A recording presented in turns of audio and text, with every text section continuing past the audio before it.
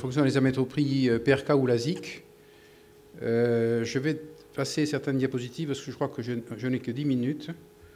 Donc on va aller d'entrée voilà, au plus important, qui sont les principes généraux du choix.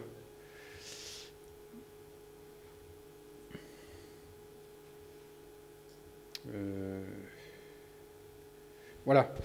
Donc, je crois qu'il faut, c'est une règle générale en médecine, mais vous le savez, je ne vais pas vous l'apprendre. Je crois qu'il faut, lorsqu'on a le choix entre plusieurs techniques, de façon générale, bien expliquer aux patients les avantages et les inconvénients de chaque technique pour que le patient puisse décider avec le chirurgien en connaissant tous les problèmes de chaque technique. Donc, je crois que l'explication pour la PRK et le LASIK, elle est simple. Je crois que il faut bien expliquer qu'avec une PRK, il aura des douleurs post-opératoires pendant les 3 jours qui suivent la chirurgie.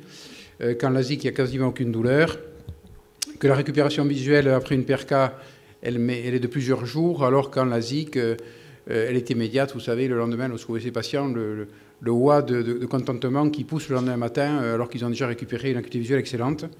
Et puis, je crois qu'il faut également préciser aux patients, parler de la biomécanique de la cornée et bien lui préciser que la biomécanique de la cornée est beaucoup moins altérée après une PRK qu'après un LASIK. Il faut également, je pense, à mon avis, le patient a son mot à dire. Je crois que le patient est toujours très sensible au fait qu'on lui dise qu'une technique a plus de 20 ans de recul. Et puis, vous le savez, suivant, enfin, en tous les cas, c'est le cas en France, en fonction des métiers militaires ou autres, certaines réglementations imposent plutôt une PRK que le LASIK. Et puis il y a une autre chose aussi, c'est la préférence du chirurgien. Je crois que la chirurgie réfractive est une spécialité, et je crois qu'un chirurgien réfractif doit savoir tout faire. Il y a, vous savez, en France, tout un tas de chaînes qui se sont mises en place où des chirurgiens, on va opérer quelques patients par an.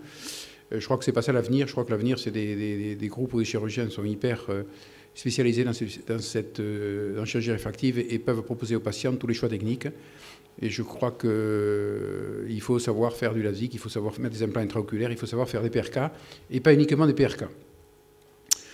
Voilà, alors il y a ensuite le choix, je crois qu'il y a une spécificité suivant les pays, suivant les continents. Et c'est vrai qu'actuellement en France et en Europe en général, il y a un regain d'intérêt pour la PRK suite aux potentielles complications du LASIK. Et puis le choix, parfois, il est fermé, c'est-à-dire qu'on ne peut pas choisir, on ne peut pas réaliser un LASIK, parce que, et je crois que c'est fréquent dans vos pays où les cornées sont très fines.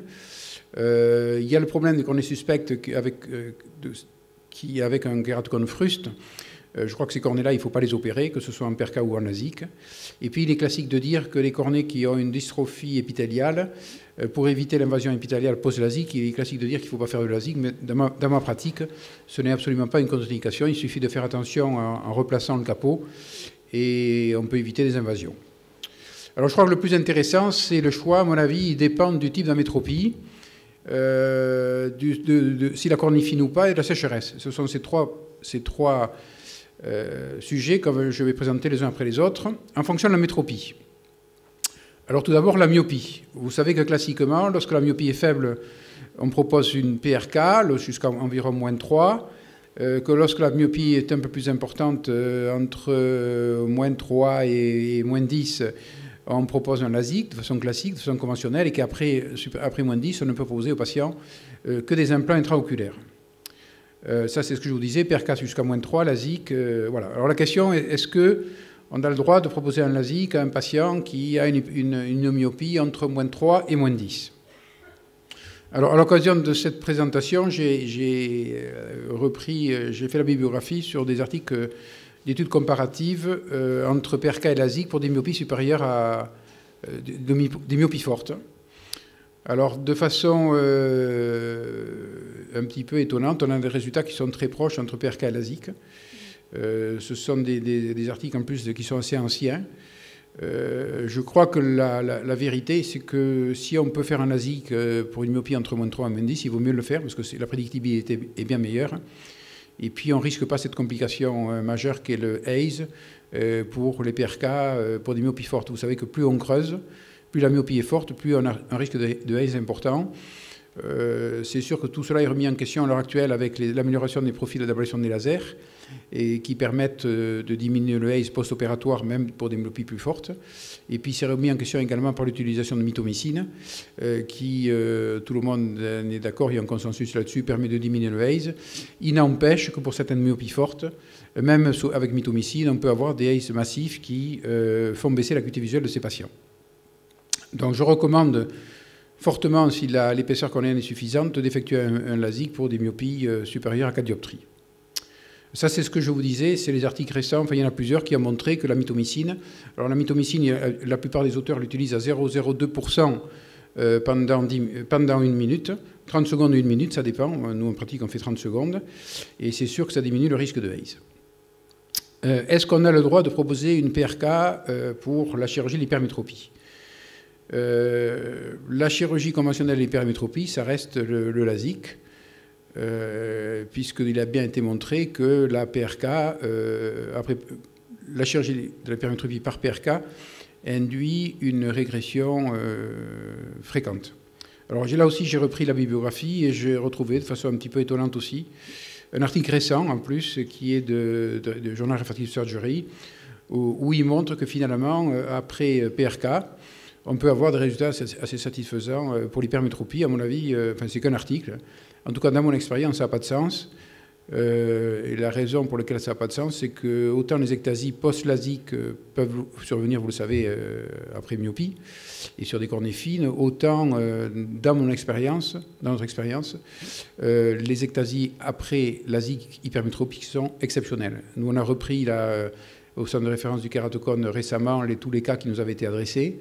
Et sur 150 cas d'ectasie post-LASIK, on a retrouvé un seul cas d'ectasie sur LASIK hypermétropique. Et dans ce cas-là, il y avait en préopératoire une image des kératocones frustes. Donc le fait qu'il y a très peu d'ectasie après LASIK hypermétropique m'amène à penser que ce n'est pas nécessaire de transformer le LASIK hypermétropique par une PRK hypermétropique, parce que, là, encore une fois, le plus souvent, on a une régression et le patient n'est pas content 3 mois après, alors qu'à l'heure actuelle, en traitant l'hypermétropie par LASIK jusqu'à environ 4 ou 5 dioptries, les patients sont satisfaits. Ça, c'est ce que je venais de vous dire.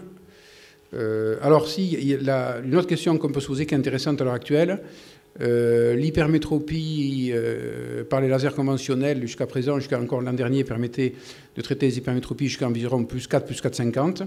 Et puis maintenant, la grande mode, quel que soit le laser, c'est de traiter les hypermétropies jusqu'à plus 7 dioptries en élargissant la zone optique. Et dans le fait d'élargir la zone optique, habituellement pour traiter l'hypermétropie, on utilise des zones optiques de 6 jusqu'à 6,5. Et là, on utilise des zones optiques de 7,5 en dehors de la zone de transition. Et le fait d'utiliser ces grandes zones optiques permettrait au conditionnel de traiter des hypermétropies plus élevées. Moi, dans mon expérience, comme je suis maintenant un vieux chirurgien réfractif et qui veut bien dormir le soir, je ne me suis pas lancé dans le traitement de ces hypermétropies de plus 7 avec des grandes zones optiques. Je me suis limité à des hypermétropies jusqu'à plus 5. Mais c'est vrai que petit à petit, j'augmente un petit peu en agrandissant la zone optique et les patients ne sont pas mécontents. Enfin, je crois que lorsqu'on dépasse plus 5 en LASIK hypermétropique, il faut rester prudent. On va bien voir ce que nous donnent les études de ces grandes zones optiques. Et la seule qui a été publiée jusqu'à présent, c'est celle-là. C'est celle de Alliot en 2013, où il retrouve quand même une baisse de la meilleure acuité visuelle corrigée dans 10% des cas. Et moi, je trouve que 10% en chirurgie réfractive, c'est beaucoup. Le dernier sujet, c'est l'astigmatisme. Vous le savez, lorsque l'astigmatisme n'est pas important, on peut se permettre de traiter en PRK.